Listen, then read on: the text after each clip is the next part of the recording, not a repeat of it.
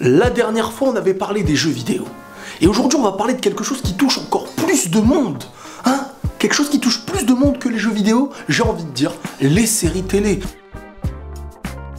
Mais là, les séries télé, j'ai trop de trucs à dire, donc je vais essayer de raccourcir au maximum, parce que déjà, avant de commencer cette vidéo, faut que je parle des spoilers.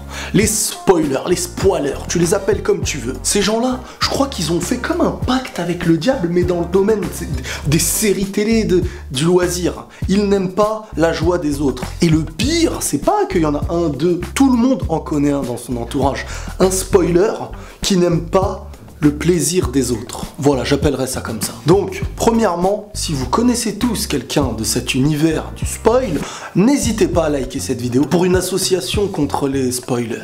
Oui, les séries télé. C'est vraiment un plaisir qui maintenant, au fur et à mesure des années, se multiplie. Il y a des séries incontournables, presque tout le monde regarde. La majorité regarde, la majorité en parle. Et il y a toujours, bien entendu, la personne qui n'est jamais à jour, en fait. Qui n'est même pas conscient que cette série est sortie. Celui que j'appellerais, de manière un peu polie, le mec qui s'en tape. Dans 10 ans, le mec va regarder la série que t'as regardée 10 ans en arrière.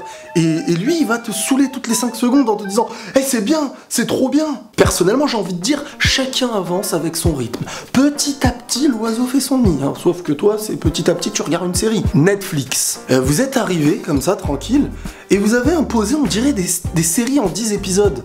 Pourquoi 10 épisodes? Avant, les séries, c'était 20, 23 et tout ça. Et aujourd'hui, 10 épisodes. Donc, je vous explique globalement ce qui se passe. Et je sais pas si la faute vient de Netflix ou de Jean-Jacques, mais peu importe. Premier épisode, tu rentres dans le bain et tu te rappelles un petit peu de ce qui s'est passé la saison dernière. Troisième ou quatrième épisode, il commence à se passer quelque chose de réel dans l'histoire. Tu avances proprement. 5, 6, 7, tu t'attaches à certains personnages. 8, 9, ils meurent. 10, on prépare la saison d'après. Quelque part, c'est un petit peu comme le train de vie actuel. T'as pas le temps de savourer les choses. Tu rentres chez toi, tu manges, tu vas dormir. Le lendemain, tu prends le métro, tu vas au boulot. Du boulot pour aller dormir le soir et manger un petit peu, parce que faut manger. À mes yeux, faut prendre son temps pour kiffer une série.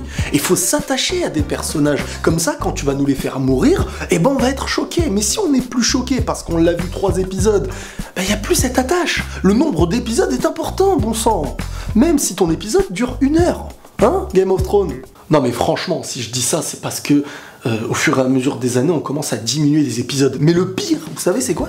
C'est que le nombre d'épisodes diminue, mais le temps d'attente entre les saisons augmente. Ah, ça c'est la meilleure, ça. Moins de travail pour plus de repos. Mais pendant ce repos, certains me diront qu'ils travaillent. Mais pour faire une saison qui est moins grande que celle d'avant, alors que la pause de l'époque était moins grande. Ne venez pas dans les commentaires essayer de m'expliquer par A plus B. Hein. Ah ça, je m'en fiche. En parlant de calcul de temps, de laps de temps, ceci-là, vous connaissez ces personnes qui commencent une série et qui la terminent en 1 semaine.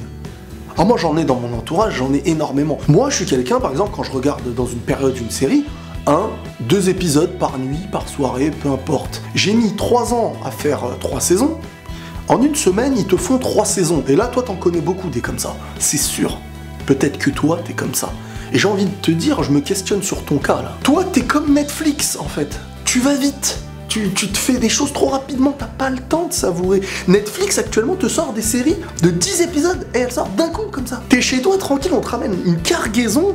Et tu dois manger, vite, vite, sinon ça périme. Les seules séries qui m'ont un petit peu motivé à enchaîner un petit peu les épisodes, c'était Prison Break à l'époque. Hein. L'époque où Prison Break c'était saison 1, saison 2, le projet était là. Une saison 1 pour préparer et s'évader, une saison 2 pour fuir en dehors de la prison. C'était fini normalement. Ah non, c'est pas fini, hein. C'est jamais réellement fini quand une chose fonctionne très très bien, sache-le. Je voulais partager aussi avec vous aujourd'hui ma série préférée. Je sais pas si vous la connaissez, mais normalement oui, si vous êtes des séritologues. Lost. La meilleure série de tous les temps, Lost. Je me répète, comme je l'ai dit, presque tous les personnages de cette série, ils pourraient tenir une série à eux tout seuls. C'est incroyable. Trop de charme cette série. Et puis les mystères qu'il y a autour de l'île. Chaque épisode, tu te poses des questions. Moi à l'époque, quand je regardais Lost, après chaque épisode, j'allais dans les forums. Moi je parlais pas, mais je regardais toutes les théories. Après, j'étais comme ça. Tu vois, je voyais même des signes chez moi, tu vois. N'oublie pas de me dire quelle est ta série préférée, toi aussi. Et on va terminer cette vidéo en parlant de Walking Dead. Et là, tout le monde connaît. Sauf que moi, j'en ai un petit peu ma claque de Walking Dead. Les premières saisons, tu avances vers quelque chose. Les dernières saisons, tu recules vers quelque chose. Parce que c'est toujours la même chose à un moment donné. Il n'y a pas d'avancée. C'est de la survie qui ne mène à de la survie, qui mène à de la survie, et qui ramène des zombies. Negan.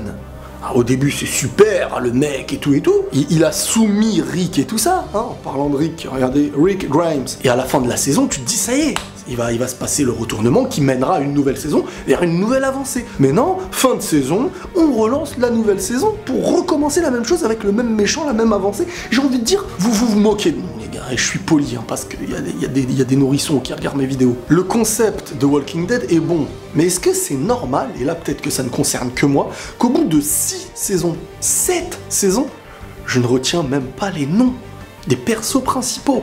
À part Rick, Daryl, bon, il y en a d'autres, mais là, je les ai même plus en tête.